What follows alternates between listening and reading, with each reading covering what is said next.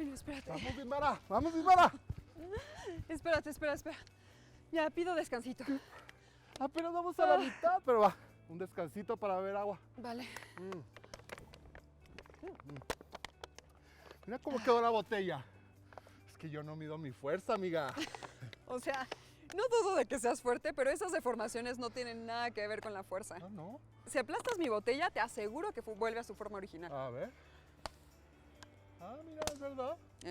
Mira, la manera de deformarse está calculada previamente, o sea, desde antes de que se hagan las botellas. Ok. Desde que las diseñan, los ingenieros consideran un montón de cosas, como el material, la presión que pueden aguantar estando llenas de agua para poderlas almacenar, pero también usan formas y materiales que se pueden compactar cuando están vacías. ¿Tanta cosa en una botella? Es como el diseño asistido por computadoras, ¿no? Elemental, pero esto va un paso más allá. Se hacen pruebas de presión, tensión, deformación, etc.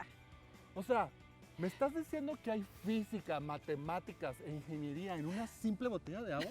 ¿Sí? Pero más bien te estoy hablando de un método que predice cómo los productos van a reaccionar en el mundo real. Este método se usa mucho en la ropa y en los artículos deportivos, nuestros tenis. En la computadora se metieron datos sobre personas y tallas, sobre movimientos, según para qué sean, para correr o para brincar en el básquetbol o para jugar fucho. Ajá, los tenis no son iguales y tienen funciones diferentes. Exacto. Y cuando los diseñaron, probaron en la computadora cómo iban a responder al desgaste, a los brincos, al rozamiento, a la presión y al peso de los deportistas en ciertos puntos y un montón de datos más. Ah, así que de algún modo es como predecir qué le va a ocurrir al tenis antes de que se esté usando, para reforzarlo en ciertos puntos o darles estabilidad, ¿no? Elemental. Este es un puente en Tacoma, Washington, en Estados Unidos. Se inauguró en julio de 1940 y su construcción tuvo un costo de $6 millones. Miren cómo se mueve. Es de esperarse que todos los puentes, edificios, aeroplanos y estructuras de este tipo se balanceen de manera natural por su tamaño. Pero por la localización de este puente, todo el tiempo lo golpeaban fuertes ráfagas de aire y de inmediato se percataron de que la estructura oscilaba más de lo normal, pero funcionaba. O eso creían. En noviembre de 1940, apenas 4 meses después de su inauguración, fuertes rachas de aire golpearon el puente y algunas ráfagas igualaron su periodo de oscilación natural. Esto es algo parecido a cuando logras mucha velocidad en un columpio impulsando tus piernas. Entonces el puente empezó a resonar. La estructura no aguantó y se cayó. En la actualidad, para evitar estos problemas, antes de construir estructuras y productos, se diseñan en computadora y se utiliza un análisis llamado método de elementos finitos. Con este método se intenta predecir cómo los productos reaccionarán en el mundo real. Lo que puede afectar a estas estructuras o productos son el estrés mecánico, la presión, las vibraciones mecánicas, la fatiga térmica y mecánica, el movimiento, la temperatura y la transferencia de calor, la electrostática y el material con el que se construyen, por mencionar unos. En términos de física y matemáticas, esto significa que lo que ocurrirá en la vida real se puede modelar, pero se deben de plantear muchas ecuaciones que dependen unas de otras. Como las soluciones son muchas y las ecuaciones no tienen solución exacta, se deben obtener por métodos numéricos complejos que afortunadamente resuelven las computadoras. En los laboratorios virtuales, o sea, en las computadoras, se vierten muchas variables que describen el funcionamiento de cada elemento de la estructura o del producto, pues cada una de estas partes tiene una función diferente y está hecha de distinto material. Se analiza el comportamiento de cada uno y luego se predice el comportamiento en conjunto. Al reproducir en el laboratorio varios procesos físicos a la vez, se puede predecir antes de que ocurra en dónde se podría dañar o romper la estructura, el producto o el material y en qué tiempo. Con esta técnica se pueden evitar desastres y accidentes como los ocurridos en el pasado. O sea que hacer experimentos virtuales sirve para ahorrar dinero, porque hacer los experimentos en vivo sale caro, ¿no? Esa es una de las razones, pero también hay fenómenos que no pueden reproducir como un temblor o un huracán, pero sí los puedes simular en una computadora. Ah, y si quieres ir cambiando algunas partes del diseño y ver cómo se comporta, pues entonces es mejor hacerlo en la computadora que estar haciendo el experimento en la vida real, ¿no?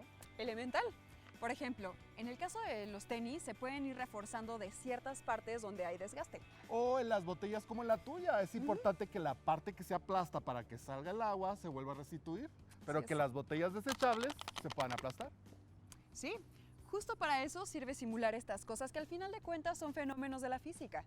Torsión, temperatura, velocidades, etc. Entonces, ¿para qué existe la física experimental, Dismara? Si ya todo se puede hacer en la computadora. ¿Qué te parece si vamos con alguien que nos cuente en qué casos la física experimental se usa y en qué casos es mejor hacer una simulación? Sí, vamos. Hola, ¿qué tal? Estamos con el doctor Fernando Velázquez Villegas, quien es profesor titular de la Facultad de Ingeniería de la Universidad Nacional Autónoma de México. Fernando, ¿cómo estás? Bien, gracias por la invitación. No, hombre, gracias a ti por tu tiempo. Mi primera pregunta es, ¿cuál es la relevancia de la física experimental? Para responder eso, primero tendríamos que saber qué es la física.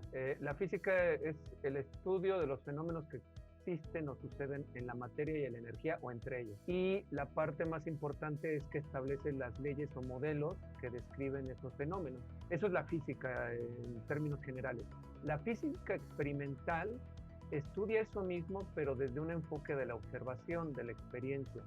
Entonces, en física experimental lo que tienes es la construcción de experimentos, la construcción de modelos físicos para estudiar los modelos que la física ya ha puesto sobre la mesa. Muy bien, entonces sabemos que está por un lado la física experimental y por el otro la física teórica. ¿Cómo es que ambas se complementan? Pues es que van de la mano y yo creo que el punto clave aquí es la validación. La validación se refiere a que aquello que expone como ideas, como modelos la física teórica, la física experimental logre comprobarlo. Y si no es así, mandarle información a la física teórica para hacer ajustes o nuevas suposiciones. Es como un círculo virtuoso, yo diría, en donde uno propone y el otro comprueba. Y están así, y gracias a eso el avance de la ciencia. ¿Cuál dirías tú que es el papel de las matemáticas en la física? Yo te diría que el papel de las matemáticas es vital, pero en la vida, no solo en la física. Exacto. Básicamente, yo esto comento con mis estudiantes, les digo, la matemática es el lenguaje que inventamos para que la física se pueda expresar. Hace rato les comentaba que la física trabajaba con los fenómenos y llegaba a leyes y modelos. Esas leyes y modelos se escriben en el lenguaje de la matemática. Entonces, la física sin la matemática creo que estaría incompleta. ¿Cómo es que se simula, por ejemplo, un fenómeno físico? Un modelo matemático, es decir, un modelo que expresa lo que expresa la física en términos matemáticos, básicamente es la relación entre muchas cosas. Esas cosas son variables. Entonces, cuando uno trabaja sobre una simulación, propone escenarios de simulación. ¿Qué significa esto? Valores diferentes para esas variables dentro del modelo matemático que van a ser estudiados cuando cambian. Cuando tú cambias cualquiera de esas variables, debe haber cambios en las otras. Entonces, la simulación permite obtener toda la información posible de cómo cambian unas variables respecto a otras. Y ahorita que estamos hablando de simulaciones, Fernando, para llevar a cabo una, ¿se necesita de la física teórica o de la experimental en tu punto de vista? Pues mira, yo te diría que obviamente se necesita de la teórica porque es quien plantea los modelos, pero también requiere de la experimental porque hace rato yo decía la experimental nos da el lugar a la validación. Entonces, si nosotros simulamos un modelo venido de la física teórica, significa que obtendremos información con base en las reglas de la física teórica. Sin embargo, esa información tendrá que ser validada en el experimento, en la experiencia, en la observación. Y si yo lo veo un poco más desde lo práctico, las simulaciones permiten la reducción de costos en los experimentos, que eso es súper importante. Claro. Tú puedes tener el montaje de un experimento que te puede costar millones y millones, sin embargo, en una simulación eso te puede costar miles, no millones. Entonces, puedes tener un círculo, ese circuito que yo manejaba hace rato entre la física teórica y ahora la simulación, para llegar a un modelo mucho más, digamos, realista o preciso y entonces sí experimentarlo. Claro. Y eso en realidad es lo que se hace en la industria. Se tienen áreas que hacen eso para bajar costos y no acabar gastando muchísimo dinero en la creación física de prototipos. Así es. Fernando, muchísimas gracias por lo que nos platicas. Fue muy interesante y nosotros continuamos en Jóvenes en TV. Ya que estamos hablando de deporte, ahí te va otro dato. A ver. Resulta que las marcas de ropa y artículos deportivos desde hace mucho han invertido en la investigación usando simulaciones. Ay, eso me interesa, amiga. Sí, mira, por ejemplo, un nadador en el agua es básicamente lo mismo que un avión volando. Se trata de dos cuerpos que atraviesan un fluido y esperas que lo hagan lo más rápido posible. Sí, su comportamiento se puede describir con las mismas ecuaciones de física. Por ejemplo, las ecuaciones de Bernoulli. Porque lo que te interesa es la resistencia y la aerodinámica. Es decir, ¿cómo va a pasar el agua por el cuerpo de los nadadores o el aire por el avión? Elemental. Es, por decirlo de algún modo, un problema de ingeniería. Entonces simulan en la computadora en qué parte los trajes de baño deben comprimir el cuerpo y en qué partes no. O si los gogles necesitan tener cierta forma. Ay, eso de los gogles está bien interesante, amiga. ¿Y a poco se ha fusionado eso de los gogles y la ropa deportiva? Sí, claro que ha funcionado. Aplicando a estas simulaciones y luego adecuando los diseños y materiales, se han hecho trajes de baño nuevos. En los Juegos Olímpicos de Pekín 2008, todos los nadadores que usaron esta ropa y gogles redujeron el arrastre un 15%. ¡Wow! Ese es un montón en ese nivel de competencia, ¿no? Sí, sí es. Por ejemplo, Michael Phelps, que usó esa tecnología, ganó un montón de medallas y batió récords. De hecho, 94% de los nadadores que usaron esa marca de trajes de baño obtuvieron medallas. ¡Qué impresión! En efecto, es como si en la computadora se predijeran resultados de los experimentos, ¿no? Estos métodos de análisis virtuales se aplican para hacer pruebas con balones, tenis, ropa, todo tipo de accesorios como cascos, gafas, gogles, guantes, bicicletas, absolutamente todo. También para las prótesis de los deportistas paralímpicos. ¿Qué te parece si vamos con alguien que nos cuente para qué nos sirven estas simulaciones de elementos finitos? Claro. Hola, ¿qué tal? Estamos con el doctor Alejandro Parada Simón, quien es diseñador mecánico del Instituto de Astronomía de la Universidad Nacional Autónoma de México. Alejandro, ¿cómo estás? Hola Ernesto, pues muy contento de estar aquí con ustedes de nuevo. Qué gusto tenerte de vuelta. Mi primera pregunta es, ¿qué es una simulación por el método de elementos finito y qué matemáticas se utilizan para realizar? El método por elementos finitos lo podemos resumir en algo así como 5 expresiones. Es un método numérico que sirve para resolver ecuaciones diferenciales de fenómenos físicos de manera aproximada por medio de interpolaciones. Resulta que este método, tú tienes un objeto que quieres simularle algún fenómeno físico y las ecuaciones diferenciales involucradas son muy complejas y difíciles de resolver, en casi todos los casos imposible de resolver de manera exacta, y lo que haces es que lo discretizas en pequeños pedacitos en el cual cada uno de esos pedazos sí tiene solución y lo empiezas a interpolar. Entonces, así lo podríamos resumir de sencillo, el método por elementos finitos. Así es. ¿Y desde cuándo surgieron estas simulaciones, Alejandro?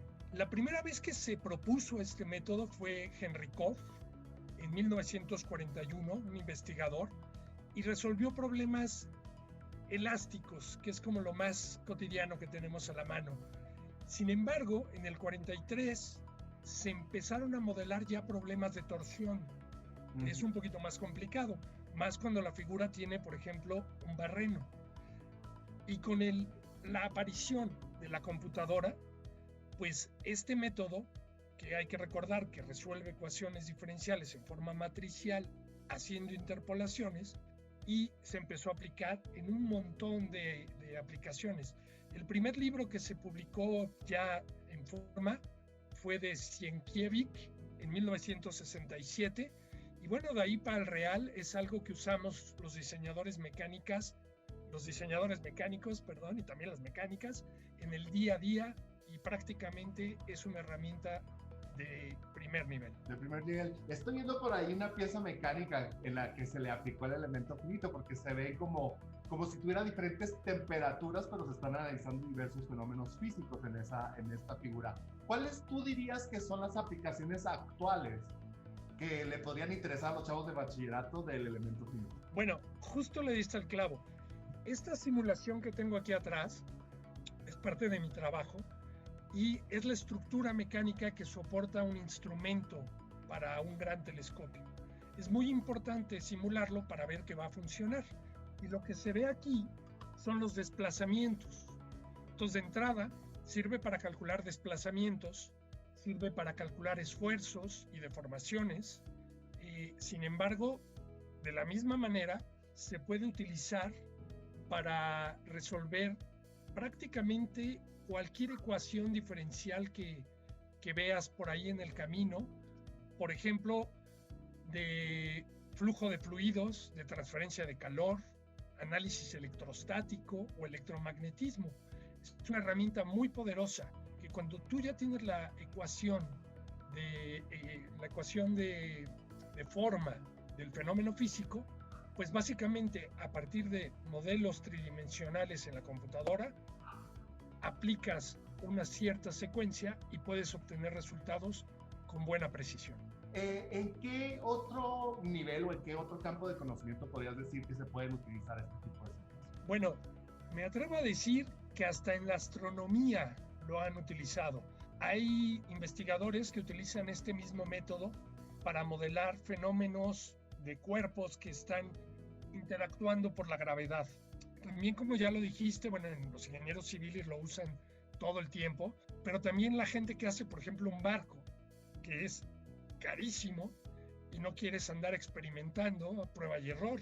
Claro. Entonces lo que haces es que modelas en 3 dimensiones 100 barcos y con esta metodología puedes conocer cuál de esos barcos es el mejor. Así es. Muy bien, y para terminar, Alejandro, una pregunta curiosa. ¿Cuántas operaciones matemáticas crees que puedas hacer por segundo? Pregunta difícil, depende de la hora del día. Exacto. Normalmente una. Exacto. Muy bien, Alejandro. Mucho gusto, como siempre, tenerte en el programa y esperemos verte muy pronto. Igualmente, un abrazo y pues a aprender elementos finitos. Aprender elementos finitos y nosotros continuamos en Jóvenes en TV. Qué interesante esto del método de los elementos finitos, ¿no? Uh-huh. ¡Ay! Chavos, ¿Qué pasó? ¿Están bien? ¿Están bien? ¿Nos ayudamos? Te ayudo. Ay, uf. ¿Todo bien? ¿Estás bien? ¿Estás bien? ¿Sí? ¿Están bien? Ah, qué bueno. Ay, mira, por ejemplo, con el método de elementos finitos se puede predecir qué partes de las bicicletas, según la marca y el material, son más propensas a recibir el impacto y por lo tanto a deformarse. De hecho, hasta se podría analizar qué partes se pueden fabricar para amortiguar el golpe, ¿no? ¿Ah? Elemental, mi querido Watson. Se puede planear en dónde y cómo poner los amortiguadores o de qué material hacer esas partes. Las compañías que fabrican bicicletas y automóviles así lo hacen. Tienen sus modelos en la computadora y con simuladores los hacen chocar de diferentes formas, a diferente velocidad, con diferentes pesos, etc. Y así pueden modificar el diseño o incluso el material para que aguanten mejor el impacto o que se deforme por completo, pero que reciba toda la energía del choque. Sin dañar a los pasajeros, ¿no? Porque para esos estudios se usan estos maniquís y los suben a los coches, ¿no? O sea, sí. Esas son unas pruebas importantes que se hacen para ver cómo impactan a las personas, pero son muy costosas. Un solo maniquí cuesta más de 150,000 euros. Y bueno, se necesitan varios maniquís y los carros que se impactan y el lugar. Y solo se puede hacer una vez. O sea que si se simulan los choques en las computadoras, se ahorra dinero y se puede ir cambiando el material y el diseño ahí mismo en la compu, ¿no? Casi de inmediato. Claro. Los choques, las deformaciones, la elasticidad, la velocidad, el movimiento, la aerodinámica e incluso la dinámica del cuerpo humano. Todas esas son ecuaciones de física y se conocen. Entonces, al hacer los experimentos virtuales, se reduce el dinero y el tiempo. Y me imagino que al probar muchos materiales se ahorran muchos prototipos, ¿no?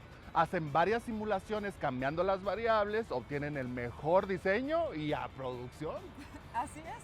Pero vamos con un amigo que nos va a contar sobre otros experimentos virtuales que se hacen, pero con supercomputadoras. El día de hoy tenemos como invitado al maestro en Ciencias por la Facultad de Ingeniería de la UNAM, Alejandro Velázquez Mena. ¿Qué tal, Alejandro? Bienvenido al programa. Buenas tardes, gracias por la invitación. El día de hoy nos puedes platicar qué simulaciones se hacen con ayuda de las supercomputadoras modernas. Pueden ser la parte de partículas, proteínas para las enfermedades, biología molecular, ¿no? Estudio del clima, astronomía, computación, seguridad o nuevos algoritmos, medicina, creación de problemas, videojuegos, ¿no? Generación de videojuegos. Entonces, de todas las áreas de conocimiento puede haber un tema que utilicen las supercomputadoras. ¿Y qué procesadores utilizan? En el mercado hay los comerciales, ¿no? Que son el AMD y el Intel. Pero bueno, hay compañías como IBM que tienen sus propios procesadores, o que actualmente los chinos ya tienen unos nuevos procesadores y que hace 2 años era la supercomputadora más rápida del mundo. La diferencia es que pues en las computadoras del hogar son 1 o máximo 2 procesadores, y pues en estas supercomputadoras estamos hablando de miles o casi, bueno, millones de computadoras, de procesadores. Y de las simulaciones que se hacen ahí, ¿cuál podrías decirnos que está relacionada con el pensamiento matemático? Bueno, todas, porque el pensamiento matemático lo que tenemos es una abstracción. Tenemos un problema y estamos abstrayendo ese problema para hacer un modelado, y ese modelado aplicarlo en la computadora para que nos dé un resultado. O estamos ordenando cosas, ¿no? Para eso pues tienes que tener todo ese pensamiento matemático, pues, para ver cómo puedes resolver ese problema. ¿Cuál es la diferencia entonces entre una supercomputadora moderna y las computadoras cuánticas? Sí, más que nada uno es la forma de cómo almacenan la información, ¿no? Las supercomputadoras, bueno, las computadoras modernas, independientemente si son chicas, medianas o supercomputadoras, guardan de igual manera la información, que es entre 1 y 0. Si lo vemos, es la unidad mínima de información, que va siendo el bit, ¿no? Entonces puede ser prendido y apagado, 1, 0, ¿no? O si representamos un número, pongamos el 25, lo representamos en bits, ¿no? Que va siendo pues el valor de 16 más 4, ¿no? Y así, ¿no? Vamos sumándole. Entonces nos va dando 1, 0, 1, 0, 1, 0, ¿no? De ahí empieza todo, ¿no? Es la forma, igual, las letras, el documento, las imágenes. A final de cuentas, todo va a registrarse, o todo se va a almacenar entre unos y ceros. En cambio, en la computadora cuántica, la representación no es el bit, es el qubit, ¿no? Que nos estamos metiendo ya con los electrones y la posición. Entonces, ese qubit ya no puede representar 0 y 1 a la vez, ¿sí? Al mismo tiempo. Entonces, puede generar más información, puede generar la representación con mayor información que con la computadora inicial, ¿no? Y entonces, ya con eso, pues ya empieza. ¿Por qué nace esto? Porque precisamente los fenómenos físicos, ¿no? Que todos conocemos, ya no es tan fácil representarlos con unos y ceros. O lo puedes representar, pero la cantidad de información que necesitas es mucha. Y al momento que tú lo empiezas a manejar con la computadora cuántica, eso se empieza a reducir, ¿no? Entonces, operaciones que hacías a una velocidad muy rápida en las supercomputadoras, con las computadoras cuánticas se empiezan a reducir. Esa es una de sus principales características. ¿Y cuál ha sido el récord de operaciones por segundo que ha podido hacer una computadora? Bueno, si hablamos de operaciones por segundos, de teraflops, ¿no? Si hablamos de kiloflops, hablamos de miles, ¿no? Si hablamos de megaflops, hablamos de millones. Si hablamos de petaflops, ¿no? Hablamos de 10 a la 9. Entonces, si estamos hablando de teraflops, estamos hablando de 10 a la 12 operaciones por segundo, ¿no? En hay una organización, le llaman Top 500, que son las 500 computadoras más rápidas del mundo. Y hay un listado, ¿no? Lo pueden buscar en internet, está abierto, y te van diciendo más o menos por julio, sacan, empiezan a preguntar, bueno, las computadoras que quieren que se vean, porque hay computadoras que luego no quieren que se vean qué tan rápidas son, ¿no? Entonces, la computadora actualmente es una computadora que está en Japón, ¿no? Se llama Fugaku. Tiene de cores 7.299.000 cores, ¿no? Y esa está en el centro RIKEN de Ciencias de la Computación, ¿no? Y bueno, ¿quién la manufacturó? Fujitsu, ¿no? Entonces imagínate, ahí estamos hablando que tiene Vamos, número 2, ¿no? 7 millones de procesadores, ¿no? Esa es la que en junio del 2020 fue catalogada como la computadora más rápida del mundo, ¿no? Actualmente. Y pues eso va cambiando año con año, porque si otro país saca otra computadora más rápida, pues ya llega. Ay, pues muchas gracias, Alejandro, por esta entrevista tan interesante, en verdad. Ok, no, gracias a ustedes. Pues regresamos con esto que es Jóvenes ITV.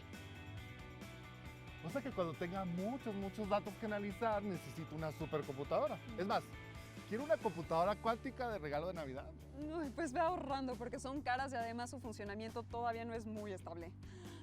Imagínate el día en que toda la ropa deportiva se diseñe en las computadoras cuánticas, o bueno, en las supercomputadoras.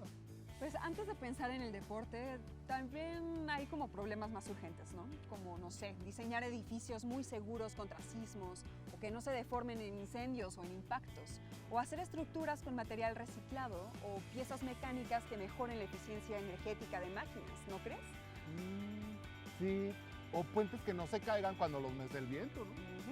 Así que a esta forma de diseño todavía le quedan pendientes muchas simulaciones en computadora.